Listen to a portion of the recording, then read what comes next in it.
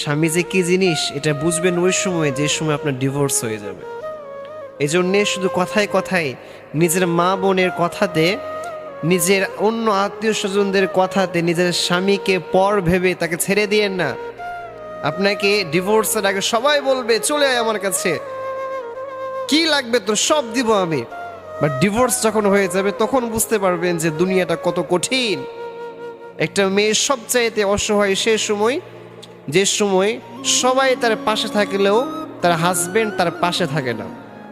আর একটা মেয়ে সবচাইতে সুখী হয় সে সময় যে সময় পুরা দুনিয়ার মানুষ যদি তার বিপক্ষে চলে যায়, বাট তার হাজবেন্ড যদি তার সাথে থাকে, ওই মেয়েটার কোনো ভয় থাকে না, কোনো পেরেশানি থাকে না। এই জন্য হাজবেন্ড স্বামী এটা হচ্ছে পটবৃক্ষের মতো। যারা স্বামী নাই সে জানে স্বামী কি জিনিস। এজন্যে প্রিয় কলিজার টুকরা বোন, স্বামীর মুখের ওপর কথা বলে স্বামীকে কখনো প্রেশার ক্রিয়েট করবেন না। একটা ছেলে সে সংসার চালায়, সে সংসারে অনেক দায়িত্ব সে নিজের কাঁধের উপর চাপিয়ে নেয়। সে আপনার মুখে দুই মুঠো খাবার তুলে দেওয়ার জন্য দিনকে দিন নাই, রাতকে রাত নাই, সারা দিন সারা রাত সে স্ট্রাগল করে যাচ্ছে, পরিশ্রম করে যাচ্ছে। বাট সে কখনো বলে না যে আমি তোমার জন্য এত কষ্ট করতে পারবো না।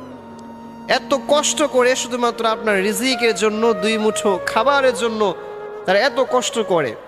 বাট এত কিছুর পরেও যখন একটা হাজব্যান্ডের উপরে তার স্ত্রী মুখের উপর কথা বলে এবং বিভিন্ন কর্কশ ভাষায় কথা বলে, তখন ওই হাজব্যান্ডের হৃদয়টা ভেঙে চুরে খান খান হয়ে যায়।